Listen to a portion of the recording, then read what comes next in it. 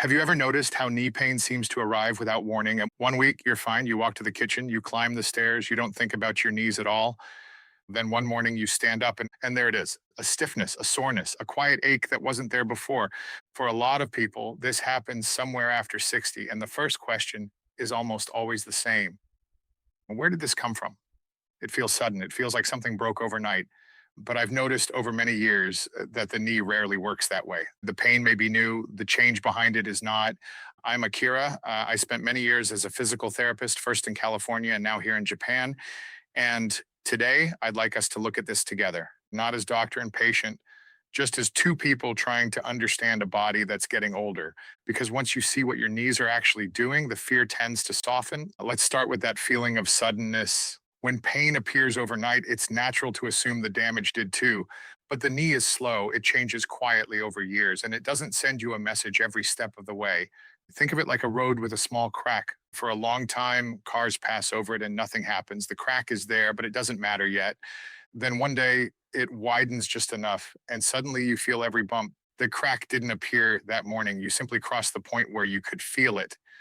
That's often what's happening in the knee. The soreness is new to you. The change has been there for a while.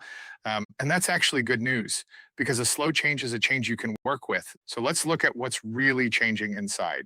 At the ends of your bones, there's a smooth, firm cushion. We call it cartilage. It lets the joint glide. It absorbs shock. When it's healthy, the knee feels quiet and easy. Now, here's something many people are surprised to learn. Cartilage has no blood supply. Your muscles are full of blood vessels, your skin, your organs, all fed directly by blood.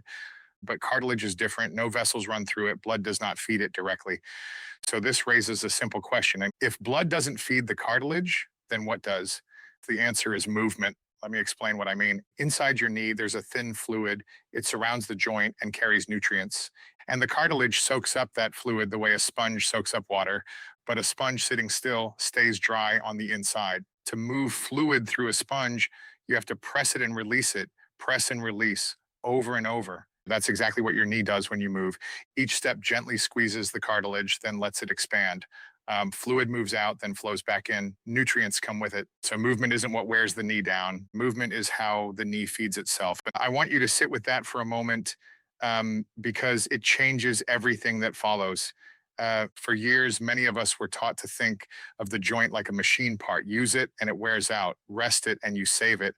But cartilage isn't a tire, it's a living tissue, and living tissue needs to be fed. A knee that moves gently is a knee that's being nourished, and a knee that sits still is a knee that's slowly going hungry. Now we can finally answer the real question. Why does this so often show up after 60? It's tempting to say the knee simply got old, but that's not quite what happens. Think back over the decades. In our 30s and 40s, most of us move a great deal. We work, we chase children, we climb, we carry. Then quietly, life gets calmer. We sit more, we drive instead of walk.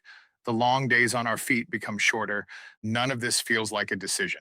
It happens gently, year by year. And as the movement fades, so does the feeding, and the sponge gets pressed less often. The cartilage receives fewer nutrients. Slowly, it grows thinner and less springy. So the knee didn't suddenly age at 60. It was simply fed a little less for a long time. The pain you feel now is often the moment that long, quiet decline finally reaches the surface. And this is where I have to mention something gently, because what happens next often matters more than everything that came before. When the knee starts to hurt, we do the most natural thing in the world. We protect it. We sit down. We avoid the stairs. We cancel the walk. We wait for it to feel better before we move again. It makes complete sense. Pain feels like a warning, and resting a sore part seems wise. But remember what the cartilage needs. It needs movement to be fed. So when we rest a sore knee completely, we quietly take away the very thing that nourishes it. The joint gets pressed even less. It's fed even less. And over the weeks, the stiffness can settle in deeper. And this is one of the hardest patterns I saw over the years. The pain tells you to stop, and stopping little by little can make the knee feel worse. And I'm not saying to push through sharp pain. That's never the goal. And I'm saying that complete rest is rarely the friend we think it is. And now there's one more piece, and it's the piece people miss most. Your knee does not carry your weight alone. Just above it sits a large muscle at the front of your thigh. And that muscle does something quietly heroic. Every time you step down or lower into a chair, it tightens, it absorbs the shock before it ever reaches the joint. Think of it as a cushion above the knee. When that thigh muscle is strong, it takes much of the load. The knee is protected, the joint stays quiet, but muscle fades faster than we expect when we stop using it. And here's the part that surprises many people. When the knee hurts, we move less. When we move less, the thigh muscle weakens. And when the muscle weakens, more force lands directly on the joint, which makes the knee hurt more. So often, what we call a knee problem is really a support problem. The joint isn't failing on its own, it's lost the cushion that used to protect it. There's also something upstream and downstream of the knee. Your knee sits between your hip and your ankle, and they share the work of every step. When the hip or the ankle grows stiff, the knee has to make up the difference. It bends a little more than it was meant to, it absorbs a little more than it should. Many people are surprised to learn that a stiff ankle can show up as a sore knee. And the knee is often the joint that complains for its quieter neighbors. So keeping the whole leg moving matters, not only the knee, but the hip and the ankle too. Now, there's one more thing your knee does that we rarely think about. It doesn't just bend, it senses. Inside the joint are tiny sensors. They tell your brain where your leg is without you looking down. That quiet sense is part of how you stay steady on your feet. But when a knee hurts and we stop trusting it, those sensors get less practice. The signal grows a little fainter, and balance can quietly fade with it. So a knee that isn't used doesn't only lose its cushion, it loses some of its feel for the ground beneath you. For staying steady as we age, that matters as much as the pain itself. And all of this changes what the knee actually needs from us, which brings us to the part of the title I promised. What do your knees need instead? And not rest and not punishment either. They need gentle, regular movement, the kind that feeds the cartilage and keeps the thigh muscle awake. One thing I've learned over the years is that the knee doesn't ask for intensity, it asks for consistency. A little movement often does far more than a hard effort once in a while. Let me give you a picture of what that can look like. It can be as simple as standing up from a chair, then sitting back down slowly a few times in a row. That small motion gently loads the knee and wakes up the thigh muscle at the same time. A few of those, a few times a day, is more than most people think. It can be short walks, not long marches, just a few minutes spread through the day.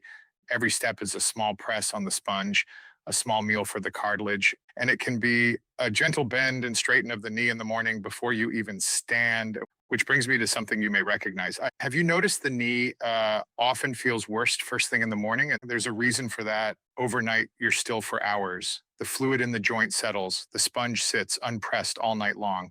So the first steps of the day feel stiff and slow. The knee simply hasn't been fed yet. That's why a little gentle motion before you rise can make those first steps easier. You're not forcing anything, you're just waking the joint, reminding it that the day has begun. You may have noticed something else too. Those first few steps are often the hardest. Then, after a minute or two, the knee begins to ease. People sometimes think that's strange. It isn't. And as you move, warmth and fluid spread through the joint. The sponge gets its first press of the day. The knee isn't getting worse in those first steps. It's simply waking up. Once you understand that, the morning stiffness feels less alarming and it becomes a small signal to move gently, not a reason to sit back down. Now, I want to be honest with you about something. I'm not a doctor. I can't see your knee, and every body is different. If your pain is sharp, please see someone in person. The same is true if the knee swells or gives way beneath you. That kind of pain is worth a closer look. What I'm sharing is the everyday pattern I saw again and again, the slow kind of ache that comes with the years. And for that kind of ache, the answer is rarely to do less. It's usually to move more gently and more often. And if you're wondering whether it's too late for any of this, let me put your mind at ease. The body keeps responding at every age. Muscle grows stronger when you ask it to, in your 60s, your 70s, and beyond. It may come slower than it once did, but it comes. I've seen people begin gently in their later years and feel steadier within weeks. So the years behind you are not the problem. What matters is what you give the knee from here. And so let's gather what we've found. The pain after 60 feels sudden, but the change was slow and quiet. The cartilage inside your knee has no blood supply. It's fed by movement like a sponge that has to be pressed to drink. Over the decades, we move less, so the feeding fades and the joint grows thinner. When it finally hurts, our instinct is to rest, but rest takes away the very movement the knee depends on. And behind it all, the thigh muscle that protects the joint quietly weakens when we stop using it. None of this means your knees are wearing out for good, and it means they've been asking for something, and now you know what it is. So here's the one small habit I'd leave with you. A few times a day, stand up from your chair and sit back down slowly, just a few times. That's it. Nothing dramatic, no special equipment. Each time you do it, you're feeding the cartilage and reminding the muscle to help. Small movement done often is how the knee stays comfortable through the years. And your knees have carried you a long way. They're not asking to be spared. They're only asking to be used gently a little every day. And that's something you can give them starting tomorrow morning.